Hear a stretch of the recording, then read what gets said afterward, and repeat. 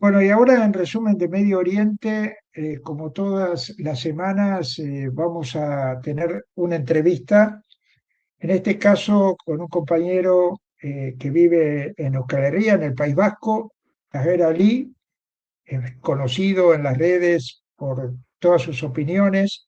Él pertenece al Ateneo Palestino y vamos a hablar un poco de los últimos acontecimientos de esta situación cada vez más enervante, cada vez más realmente conmocionante que sigue ocurriendo en Palestina, por un lado, pero que obviamente ahora se ha extendido también al Líbano, a Irán y a casi todos los países que están dentro del eje de la resistencia. Tajer, mucho gusto, mucho encantadísimo de tenerte en el programa y te damos la bienvenida. Un placer, encantado de estar aquí, camaradas. Bueno, contame, habla un poquito más fuerte, eso te pido porque sale un poco bajo. Contanos un poco cómo estás viendo la situación en Palestina puntualmente en función de dos cosas. Una, que diariamente, a pesar de que se sigue hablando y hablando del alto el fuego, el ocupante israelí sigue bombardeando, matando, asesinando. Y por otro lado, ¿cómo ves, cómo hace el pueblo palestino para, a pesar de todo eso, seguir plantando cara allí entre los escombros de Gaza o en la Cisjordania ocupada?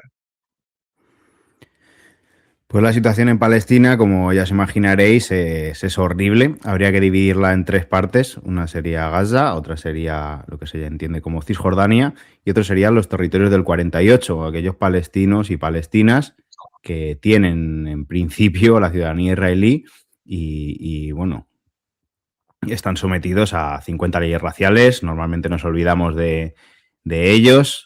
Están en una situación muy difícil también y muy complicada, donde les meten 5 años de prisión por compartir vídeos y están en una situación bueno, bastante difícil, bastante parecida a la Sudáfrica del Apartheid, a los judíos en Alemania con las leyes de Nuremberg o al pueblo negro en Estados Unidos con las leyes de Jim Crow. Luego está el pueblo en Cisjordania, con una ocupación que se palpa al día a día, con los checkpoints y además con las racias y que están haciendo los colonos individualmente por su cuenta, eso que se llaman colonos ilegales, ¿no? Porque para la comunidad internacional, de alguna forma, los colonos de Tel Aviv supuestamente serían legales, ¿no? Algo que es completamente absurdo. Pero bueno, estamos viendo cómo no cesan en sus abusos, cómo cada vez instalan más colonias, cómo queman a la gente en sus casas, cómo roban ganado, cómo cometen todo tipo de tropelías con el apoyo del ejército colono oficial, por supuesto, que siempre está velando por ellos. Y en tercer lugar, en lo que es la Palestina histórica, pues tendríamos a nuestro noble pueblo en Gaza, que cómo están sobreviviendo, pues es algo que nos preguntamos incluso los que somos oriundos de allí, como yo. Pero la vida sigue en ese campo de exterminio y es algo que, por cierto, también pasó en el exterminio de la Segunda Guerra Mundial, cuando llegaron a algunos campos y resulta que había habido nacimientos en esos campos de exterminio nazi, ¿no? En ese periodo. Y yo creo que Gaza es un ejemplo de ello también. La gente está muy mal, la ayuda humanitaria en absoluto es suficiente. La resistencia, a pesar de que el alto el fuego es continuamente violada por la ocupación, pues sí que, pensando en el bien de su pueblo, sí que se retiene y no ataca al ocupante, pero hay muchos combates contra las milicias pro-israelíes, hay milicias subvencionadas, mantenidas y armadas por Israel y la resistencia pues da cuenta de ellos y les mantiene a raya y eso no deja de ser una lucha en apariencia indirecta contra la ocupación. Estamos viendo cómo no cesan tampoco los bombardeos, cómo no, la gente se sigue muriendo de hambre, de enfermedades curables, hay todo tipo de epidemias, pero también se celebran bodas, la gente vive en los escombros, la gente saca sus carreras, saca sus doctorados, los niños y las niñas aprenden a leer y la vida de alguna forma pues sigue con la esperanza de la liberación. Ahí en ese marco hay campamentos y poblaciones que prácticamente han desaparecido. O sea, el campamento de refugiados de Jenin fue tremendamente golpeado. Nos contaba la otra vez algún compañero que supo andar por allí y hace muy poco y que realmente le costaba reconocer el lugar. Y esto hace recordar muchísimo a la Nakba del 47, ¿verdad? Y 48, porque tiene toda una connotación que Israel practica permanentemente, que es, ellos que tanto hablaron de que los palestinos lo querían echar al mar, ellos apuestan a el exterminio y al etnocidio, ¿verdad?, del pueblo palestino. Esto que vos decís de que la resistencia trata de no provocar más todavía, más muertes, eh, eso, ¿cómo lo está viviendo el pueblo palestino? Porque debe ser muy difícil no reaccionar frente a tanto atropello, ¿no? Pues efectivamente es algo bastante difícil, pero bueno, es la resistencia que Sabia considera que es la mejor estrategia en este momento y desde luego pues lo será. La gente pues quiere aliviar en alguna medida la situación y seguramente la liberación militar pues no dependerá solo del frente de Gaza, dependerá también de que a cómo avance en el norte con nuestros hermanos y hermanas del Líbano, dependerá mucho también de la Guardia Revolucionaria Islámica y el apoyo que pueda brindar la República Islámica de Irán, tratando de equilibrar un poco esta enorme asimetría, ¿no? Atacando los potenciales de la máquina genocida de Israel. Y bueno, pues la etapa que toca ahora es la de la paciencia estratégica, que es algo de lo que el pueblo de Gaza es experto. Es una gran franja llena de refugiados que no ha hecho más que reconstruirse desde que la ocupación lo creó con su genocidio. Y bueno, hemos visto también muchos otros ejemplos, ¿no? Como por ejemplo pues, la paciencia estratégica que ha sabido tener Hezbollah y cómo está contestando después de que la habían dado por muerto tantas veces, o la paciencia estratégica que ha demostrado tener Irán y aún así esa capacidad para lograr la victoria que ha tenido. En este marco también está el señor Ben-Gvir, ¿verdad? Ben-Gvir, que es un gran provocador, además de un genocida. Él fue uno de los impulsores con varios del grupo de él, Smotrich y compañía, del tema de la ley de pena de muerte para los prisioneros palestinos. ¿Esto lo ves con posibilidad de que se concrete o es toda una parada así para generar la idea de que nosotros hacemos lo que queremos? Yo creo que sí se concretará. Bueno, de alguna forma ya se viene concretando, ¿no? Son cientos los palestinos y palestinas que han sido Los muertos, sí. exterminadas en las prisiones sin que hubiera una ley y ahora pues se legaliza. De la misma forma que hubo cientos de miles de torturados hasta que el Tribunal Supremo israelí legalizó oficialmente la tortura. Son, bueno, pasos que se dan más allá y la historia demuestra que cuando los regímenes genocidas están cerca de caer, lo que hacen es aumentar este sadismo, ¿no? Cuando el Ejército Rojo rompió las líneas alemanas y empezó a avanzar hacia Berlín, el exterminio nazi no hizo más que multiplicarse y cada vez hacerse más atroz, y a mí no me cabe duda de que empezarán las ejecuciones. Sin embargo, un síntoma que me parece que es importante destacar es que cuando Ben-Gvir intentó descorchar el champán en la Knesset, cuando se aprobó esta ley y fue un ujier a decirle que ahí eso pues, que no se podía hacer y todo esto, al fijarnos en las imágenes de la Knesset, vemos que había sillas verdes, algo que no era el edificio normal del Parlamento colonial, y es porque estaban bajo de un búnker y bajo un búnker se aprobó esta ley. Y yo creo que eso también es señal de los tiempos y del poco tiempo que le queda a Israel. Yendo a lo que está ocurriendo con la República Islámica, que evidentemente ya hay que computarlo como una derrota, pase lo que pase a futuro, pero como una derrota para Trump y su estrategia de pulverizar a Irán, como lo dijo, y la misma idea que tiene Netanyahu. Estamos en un momento de un impasse peligroso también, en el que parece que habría posibilidades de negociación, pero siempre está la idea de que Israel puede soltarse de la mano del amo. Esto sería complicado, ¿verdad? En función de si se logra una posibilidad de acuerdo, que haya un tercero que imposibilite ese acuerdo.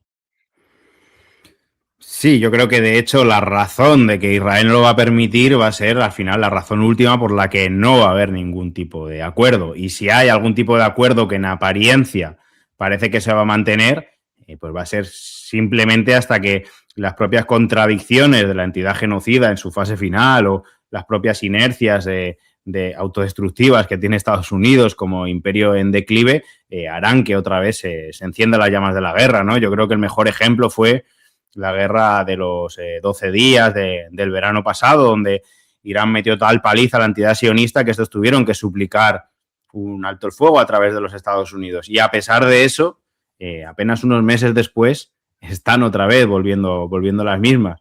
Israel no tiene ninguna posibilidad de mantenerse, que si no es con la guerra, ya está en una fase de disolución total y por sus propias contradicciones internas, no solo ya por lo inviable que hace un Estado colonial cuando una milicia en Irak es capaz de hacer volar un dron y explotarlo en el puerto de Haifa, ¿no?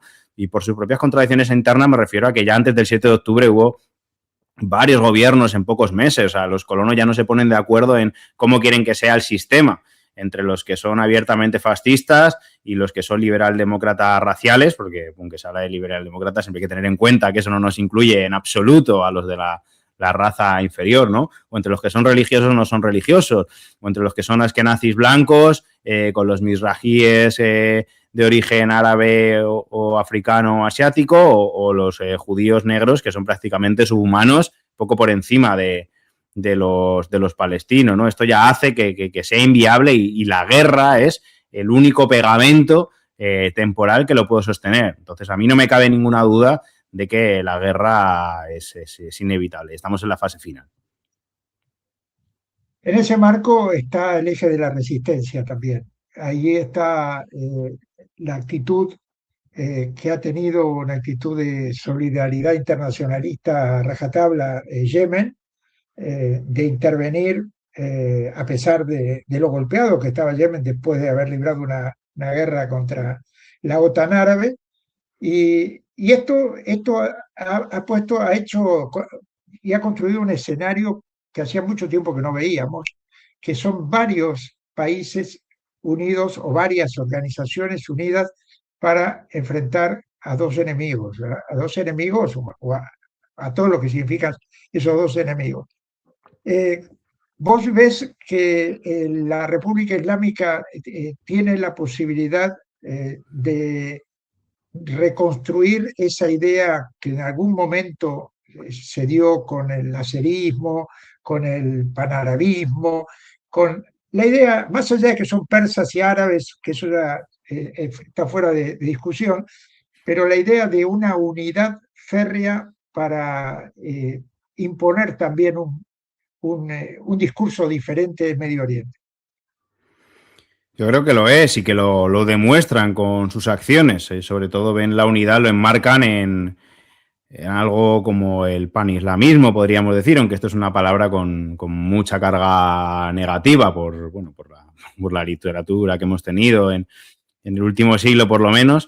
Pero bueno, ese proyecto, ¿no? Y no el panislamismo en un sentido excluyente. El propio Irán busca esa concepción para un poco unificar que no era solo Persia, ¿no? Que hay muchas minorías dentro de Irán, como baluchis, como azeríes, como kurdos, como árabes, etcétera, ¿no? Y era un poco una forma de unir, a pesar de que también tiene una gran comunidad cristiana y a pesar de que tienen la mayor comunidad judía nativa de Asia Occidental, porque Israel son colonos, pero los judíos iraníes sí son nativos. Y son la comunidad judía nativa más grande de Asia Oriental, de Asia Occidental. Y yo creo que están demostrando que apuestan por esa unidad. Yo creo que con la construcción del eje de la resistencia y con el apoyo a las resistencias locales, sobre todo desde que consiguieron librarse de esa guerra proxy contra Saddam Hussein, en la que les metió Estados Unidos, han hecho un apoyo innegable a la resistencia palestina, a la resistencia libanesa y también en los últimos tiempos se la dieron a la resistencia yemení, como bien ha señalado su lucha y esa revolución triunfante tan desconocida, ¿no? Para el resto del mundo, esta revolución campesina que está en el poder, dando demostraciones de lo que significa el antiimperialismo y además y el internacionalismo. Y además esto también es algo de Irán, que no solo ha apoyado a los pueblos islámicos, sino mucho más allá. Hemos visto cómo Nelson Mandela llamó a Jamenei mi líder, o cómo se reunían con el comandante Fidel Castro, o con Thomas Sankara, o cómo tienen a la embajada británica en Teherán, en una calle que se llama la calle Bobby Sands, en honor a este mártir del IRA, ¿no? Esta es la naturaleza de la República Islámica de Irán y de la que solo nos cuentan partes malas y la mayor parte de ellas, pues más bien inventadas. Recientemente hubo un encuentro, un congreso de Fatah, de la autoridad palestina, posterior a una elección que fue una elección muy poco propagandizada. ¿Y qué opinás vos de todo el juego que ha hecho la autoridad palestina incluso durante este periodo tan doloroso?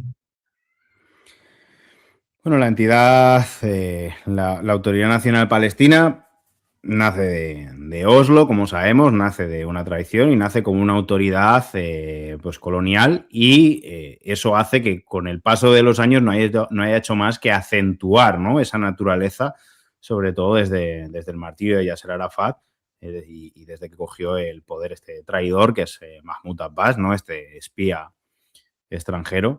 Desde el 7 de octubre no se ha hecho más que evidenciar esa situación lamentable. Ya de antes tenían una desaprobación prácticamente total, de más del 90% en el caso de Mahmoud Abbas, y la aplastante mayoría del pueblo palestino, según encuestas incluso occidentales, quiere que se disuelva la Autoridad Nacional Palestina, que eso era algo que hace no muchos años no ocurría por esas falsas esperanzas que existían de que viniera algo mejor.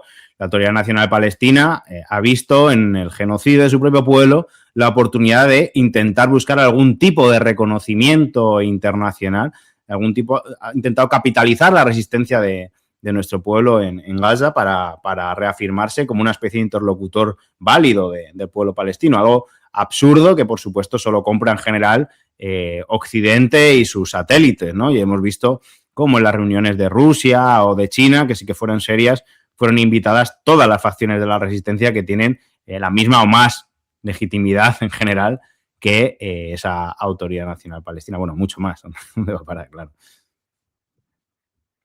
Frente a todos estos acontecimientos ocurridos desde el 7 de octubre, hemos palpado claramente cómo las instituciones internacionales miraron a un costado y la mayoría de ellas incluso han jugado a favor de la entidad ocupante, del sionismo. En ese marco, vos que vivís en Europa, eh, ¿cómo, cuáles son lo que has palpado así como efectos positivos y negativos? Porque digo, pensando también en los pueblos de Europa, que sí se han movilizado, pero la mayoría de los gobiernos no han apostado ni siquiera a intermediar.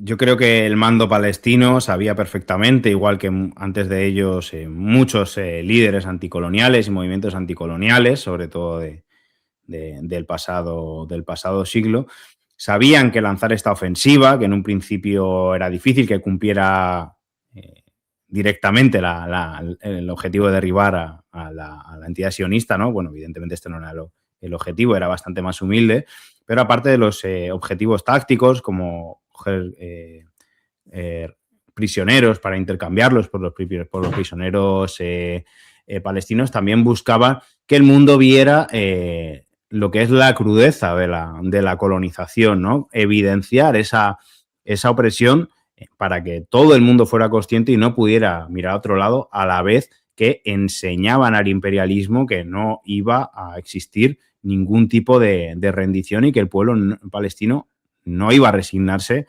a ser asesinado poquito a poco en ese genocidio silencioso que la comunidad internacional considera de alguna forma soportable, ¿no? Cuando la gente quería que parara, bueno, la gente, cuando los estados hablaban de que era insoportable estas masacres que estaba haciendo Israel en la franja, en el fondo estaban diciendo volver al genocidio soportable, este que es poco a poco, este que no hace que la sangre pase por debajo de la mesa de las relaciones y se pueda disimular, porque lo que estáis poniendo en juego es todo el entramado del imperialismo, no solo la brutalidad de Israel, sino la complicidad necesaria de Occidente, del Occidente colectivo, de Estados Unidos y sus satélites, y hay que destacar principalmente a la Unión Europea, ¿no? Como no hubiera sido posible este nivel de genocidio si no fuera por el apoyo de los aviones espía británicos, por los medios franceses, por los insumos alemanes, y esta inyección de dinero pues, que hacía toda la Unión Europea y en gran medida, por cierto, también el Reino de España.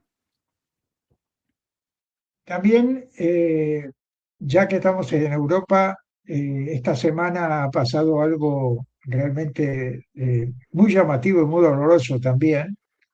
Lo que pasó en el aeropuerto de Bilbao, cuando llega la flotilla Global Sumut, cuando llegan algunos tripulantes de la flotilla, y son algo que no pasó en ninguno de los países donde llegaron otros activistas y otros tripulantes, son golpeados con saña por la Policía Autónoma Vasca. Eh, ¿Qué señal hay detrás de eso para vos? Bueno, y además por testigos presenciales y por lo que hemos podido ver de una forma también bastante coherente por los vídeos, ya estaba planeado por al menos el dispositivo policial practicar esa violencia. Estaba todo preparado precisamente para causar violencia contra estas compañeros y compañeras que acababan de ser torturadas por Israel, y evidencia que la Ertzaina es un grupo que desde antes de su fundación, la Ertzaina es la Policía Autónoma Vasca, desde antes ya de su fundación, cuando estaba en germen, ya recibió instrucciones de Israel. Hay una relación simbiótica completa de entrenamiento militar, de armas, de software de espionaje. Hay una relación muy estrecha en este mercado de la opresión entre la Air China y Israel. La Air China es prácticamente ya una fuerza de extrema derecha, la estante como algo así como el 90%, bueno, más del 90% de los sindicatos policiales de este cuerpo, ¿vale? Reflejados en el número de votos que han recibido en sus elecciones. Creo que son 59 delegados de 60 delegados sindicales de esta policía han apoyado esta acción, ¿no? Es un grupo pues completamente de extrema derecha, hasta el punto de que se ha convertido seguramente en algo problemático para el gobierno vasco, que es nacionalista en teoría, pero bueno, indudablemente pues muy, muy conservador y burgués, ¿no? Incluso para ellos se ha convertido en un problema ya. Y evidencia que Israel es un problema para el mundo, no solo por la matanza en Asia Occidental, sino porque lo que da a las élites del mundo son herramientas para machacar tanto a pueblos ajenos como a sus propios pueblos, ¿no? Y por eso si tiramos del hilo sionista, les vemos relacionados en la Operación Cóndor, en los genocidios que ha habido en nuestra América, les vemos relacionados en el genocidio en el Congo, les vemos relacionados con el genocidio en Sudán, etcétera, etcétera. Por último, ¿cuál sería, a tu entender, la mayor victoria que se ha obtenido a pesar de todos los muertos y a pesar de los dolores que se cargan en estas confrontaciones bélicas, que ha obtenido la resistencia palestina.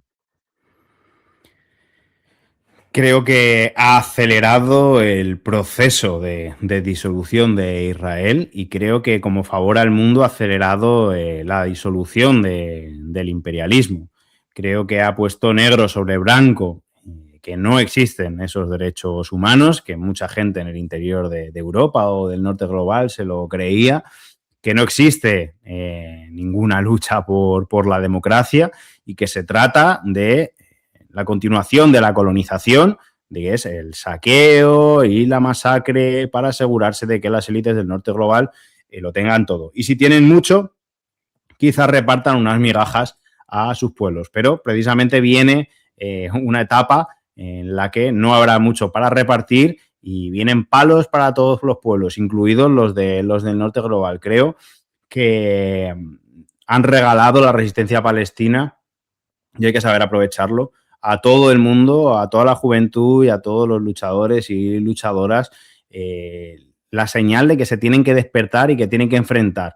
Y creo que nos pone en una mejor posición, por ejemplo, en Europa, para luchar contra el rearme, para luchar con la guerra a la que nos quieren forzar con Rusia, para luchar contra este proceso de fascistización que estamos teniendo en nuestras sociedades, y creo que está contribuyendo también a que de alguna forma empiece a desinflarse esta burbuja de neofascismo que está surgiendo en todo el norte global. Jair Ali, muchísimas gracias por participar en Resumen de Medio Oriente. Te mandamos un abrazo y toda la solidaridad para tu pueblo y para todos los que están luchando allí en la región. Un Un abrazo muy abrazo grande. grande.